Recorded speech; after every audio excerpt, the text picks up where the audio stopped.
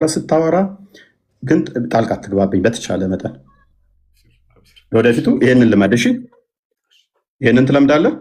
ይቅርታ በልሽ። ያው ጣልቃ አልገባም በል፣ ጣልቃ አልገባም በል። እስኪ እባክህ ጣልቃ አልገባም በል። በጣም ይወረድኩባቸው ላይ የምነግርህ ቀጥል እኮ ጣልቃ አልገባም በል፣ ጣልቃ አልገባም በል ብትል ወላሂ ለዚህ ባለቀም ዛሬ ወዴት ባትሄድም እጄ ገብተሃል ዛሬ ማለት አሁን ቀጥል፣ ዝም ብለህ ቀጥል እኮ ጣልቃ አልገባም በላ። አልገባም በቃ ቀጥል። ኦኬ፣ ጣልቃ ከገባ ግን እየረበሽክ ስለሆነ ወደ ኋላ እንመልሰው ሰዓቱን አለ።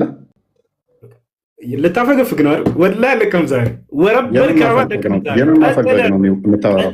እሱ ልጅ ይኖረዋል። ይሄንን ከምን አንጻር ነው? ከአጋንንቶች ጋር ነው አሁን የሚያለው።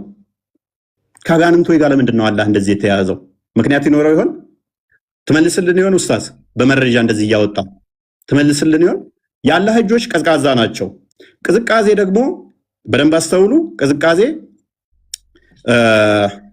ከአንዱ ወደ አንዱ ሙቀት መቀበል አለበት ማለት ነው። ቀዝቃዛ ከሆነ ይሄንን ሎክ ሙሐመድ ምን ይላል? then I saw my lord look sorry in the most high and the last of appearance so I saw place I saw him place his palm between my shoulders I sensed the coolness of his fingertips የጣቶች መዳፎች አሉት። አላህ መዳፍ አለው፣ ጣቶች አሉት።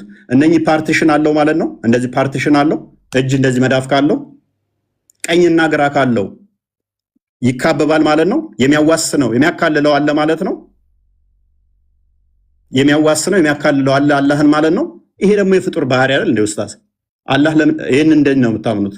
ምን ብላችሁስ ነው የምታምኑት? ሌላኛው ፍጡር አይደለም ብላችሁ ቁርአንን ቃሉን ያላህ ቃል ነው ፍጡር አይደለም ብላችሁ ታምናላችሁ። ለምሳሌ አሊፍ ላም ሚም ይሄ ያላህ ባህሪ ነው። ፍጥረትን ከመፍጠሩ በፊት አሊፍ ላም ሚም ይላል። ይሄ ምንድነው እሱ ትርጉሙ? ለአላህ ምንድነው እሱ ይሄ ባህሪው ከሆነ? ምክንያቱም በድምጽ እንደሚናገርም ስለምታምኑ ማለት ነው። በድምጽ የሚናገር ከሆነ በድምጽ